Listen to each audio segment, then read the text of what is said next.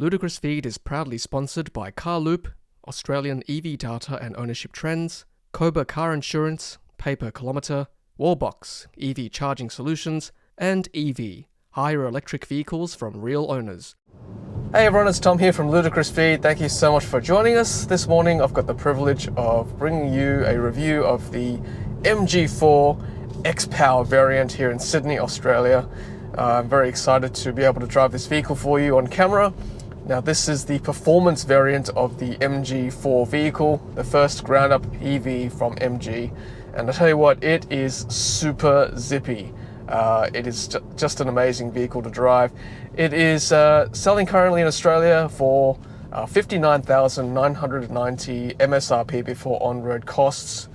As you can see here, it is in the Hunter Green Special Edition color, which as a fun fact is actually the same color code that was driven by Sterling Moss back in 1957 when he set the world land speed record in the MG EX181. So just fun fact for you, same color code. It's called Hunter Green here in Australia for the MG4, and it's got the orange brake calipers, which make it look really, really good. Just as a comparison to start with, this is actually very similar size to the Cupra Born EV, which I've driven before as well. Many consider that as a warm hatch, not so much a hot hatch, whereas this, I think, is actually the real deal. This is so quick. I'll go through some of the specs in a moment, but if you think the Cupra Born is a hatch, then this is definitely a hatch as well. Even though it looks bigger than the Cupra Born is actually 3 centimeters longer and has a bigger boot space than this MG4 XPOWER variant. So interesting fact for you there. Okay, so let's start with some of the specs of this vehicle. So it has a 64 kilowatt hour battery pack, usable of 61.7, with a WLTP range of 385 kilometers. In real world terms, I have been managing to get an efficiency of 16.4 kilowatt hours per 100 kilometers. So with that efficiency, you can probably get about 375 kilometers for a full charge. Probably less if you want to play it safe on the highway, for example. Powertrain, all-wheel drive, dual motor, 320 kilowatts of combined power, 600 newton meters of torque will get you from 0 to 100 kilometers an hour in 3.8 seconds. That is absolutely insane. I challenge anyone to find an EV for under $60,000 MSRP that can achieve that kind of acceleration. It's absolutely insane. Of course, I won't be doing any of the performance or track testing. That just goes against the terms of the press car hire, but if you want to see videos on the MG4 XPOWER on the track, I'm sure there are videos out there on YouTube. But for me today, I'm just going to do a trip down the Pacific Highway, which I'm sure is what most of you will be doing, or a very similar trip anyway, if you were to buy this car on your daily commute. And I'll just show you how zippy this thing is. You can just find the best lane on the highway to get you from A to B faster. And that's what I think most people will be doing, which is what I'd be doing anyway if I had a car this quickly. Back on the performance aspect of this vehicle, so it has electronic differential, it's got torque vectoring, and this car is actually, the suspension has been stiffened by 20% to give extra, I suppose, that extra joy in the handling of this vehicle. You can certainly feel it. It's a much stiffer ride compared to the MG4 Essence, which I've been driving as well last week, so check out that review too. In terms of the body and the chassis and the wheelbase, it's actually exactly the same car. It's obviously been tuned better for handling from a performance point of view. The suspension is actually makes a difference to comfort as well. As you know, I think ride handling and comfort is actually inversely proportional. Some of my passengers, including my wife, has not been finding this car as comfortable because of the stiff suspension. And I've got it on sport mode too most of the time, so it makes it for a more enjoyable ride for the driver.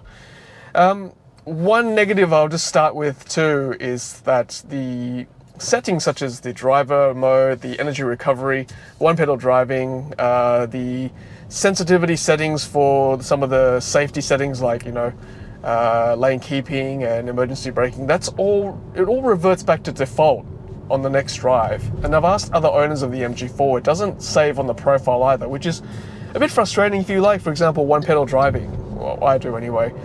You've got to change it back to one pedal every single time. So a bit of feedback for MG if you're watching. Is there something we could do about this in the next software update? That'd be good, because it's frustrating having to change drive modes, energy recovery system, sensitivity when it comes to safety settings. All those kind of things would be good if you can change that to the last drive you did. Anyway, just a small bit of feedback for you. Alright, so what can I tell you more about the specs of the vehicle? So we've gone through acceleration, we've gone through battery. The warranty is 7 years unlimited thanks to MG. Servicing is 2 years. Every 2 years you've got to bring it into MG. Switches between $296 and I think something like $900, so it can get quite expensive over time. But luckily it's only every 2 years for the logbook. And also, I should tell you too, that there's no over-the-air software updates like other vehicles, but they can do it for you at the dealer if need be. Okay, so what we'll do today is just go for a drive down the highway, again trying to find the best lane for you between all the traffic. It's now currently 8:42 a.m. On a Tuesday, so it gets pretty busy this time of year in December. So we'll obviously dart around as much as we can, within the speed limit, of course. And with regards to the performance of this vehicle, I've already gone through the acceleration, but I've driven other EVs, including other MGs in the past. There's always a bit of a lag. I don't know why. A slight lag before you tap the accelerator to go full pelt. There's no lag in the Tesla, but even other higher priced vehicles, there's always a bit of a lag, even in an EV, whereas this car, there's no lag. You put your foot down, you're going. You are definitely going. That's what I love about this car, from a performance point of view. Like, it's honestly just affordable performance, not luxury. But yeah, you won't get a faster car for $59,990 currently in Australia. Amazing stuff. All right, let's keep going down here, and we'll do a bit of a walk around too after this drive down the Pacific Highway later on. In terms of the trim of the vehicle, that hunter green, like I said, is specific only to this variant with the orange calipers. Inside of the vehicle, I can make phone calls for you. Uh-oh. You may need to pay your phone first.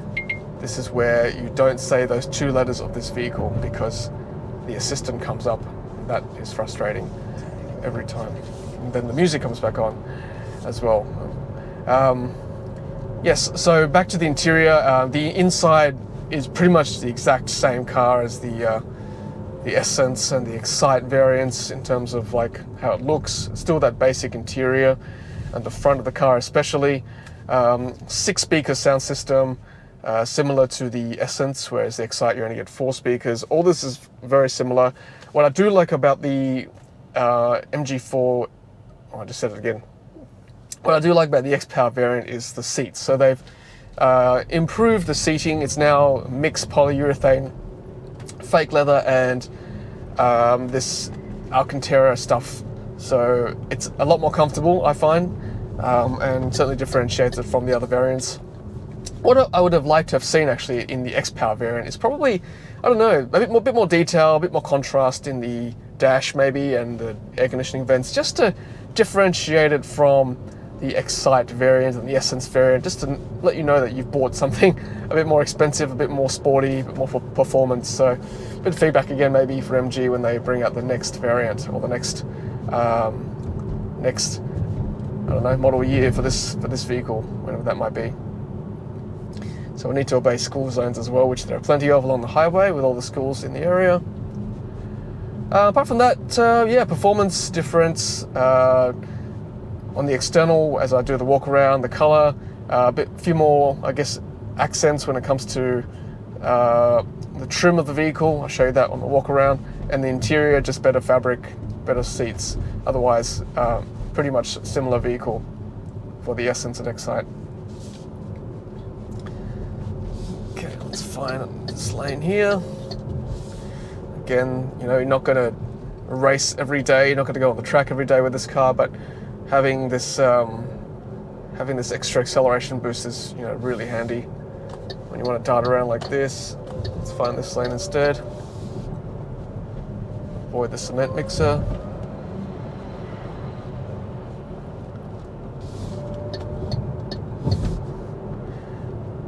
So I alluded to the Cupra Born earlier. I have driven that on the same road on this Pacific Highway. Not as quick, not as zippy. I think this one handles a lot better, to be honest with you. So I think it's much better value from that point of view. The Cupra Born feels heavier because it's got a bigger battery pack. This one's only got 64 kilowatt hours. I think the Cupra Born's got an extra 13 kilowatt hours, 77, 78 kilowatt hours. So that you actually feel the weight of that car. This one certainly feels lighter, zippier. It's just a really fun drive. If this is going to be your car only, you know, this is like, you know, tuned for you as the driver, someone who likes to go quick, right? So,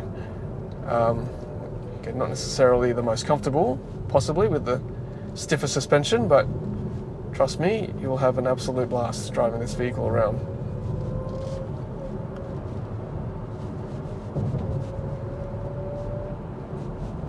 And you can just hear the whine of the electric motors too as you're driving this thing. I will just show you some of the graphics here when it comes to, see if I can find it. Might be here. Where is it? You can see the powertrain going.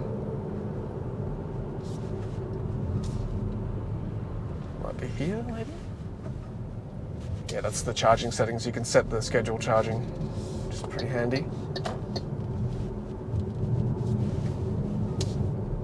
So there we go, energy flow. So when it's regenerating, only the rear motors obviously get it from the brakes, regen braking. But when you're accelerating, obviously. Then it goes to all four wheels.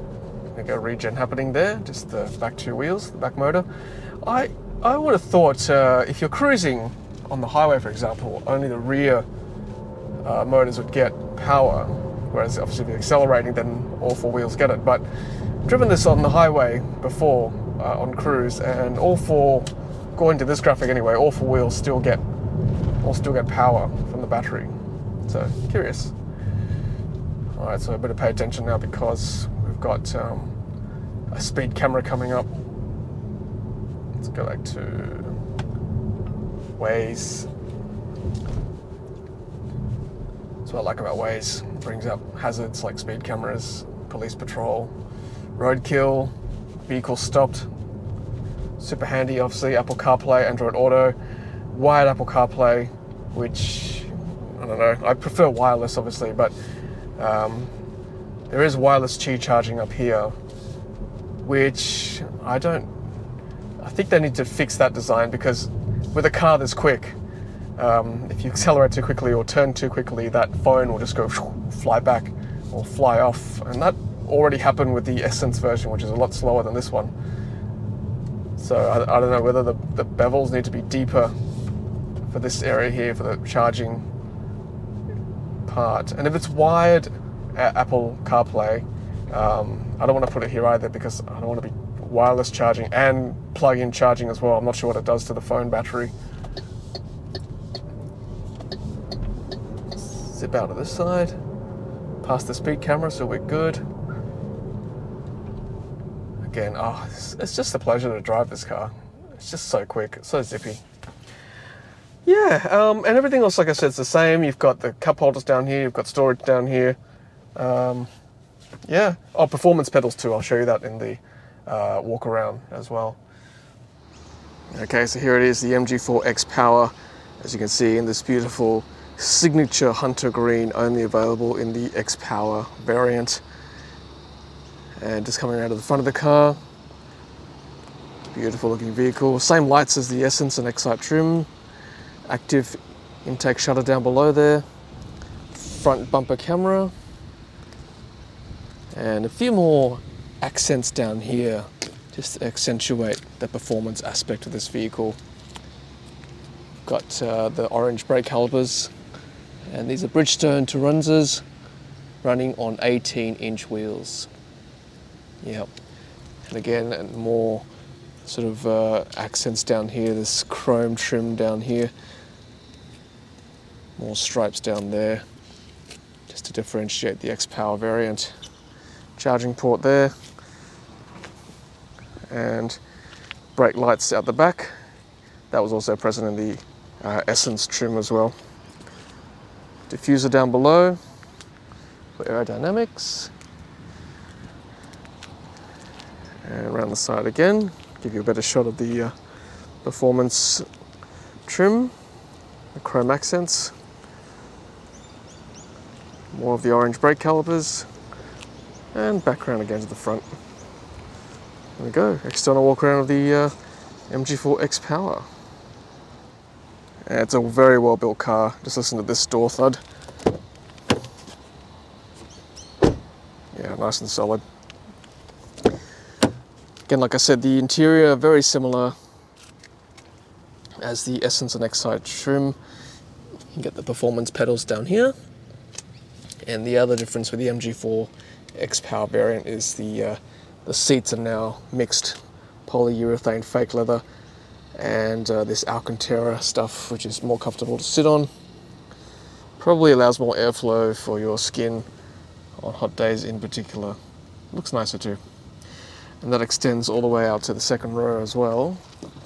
Got the orange stitching too, just to separate the XPOWER variant from the rest. Flat floor. Unfortunately no sunroof either, or lighting on the roof. So that's a shame. I think that's something they could have done for the XPOWER variant, just to differentiate it again from the Essence and Excite trim. I like the orange stitching here too on the armrest. That's lovely.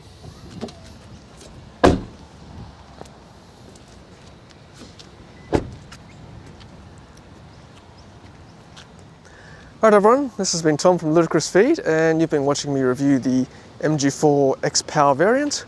Thanks so much for watching. Until the next Ludicrous Feed video, happy charging.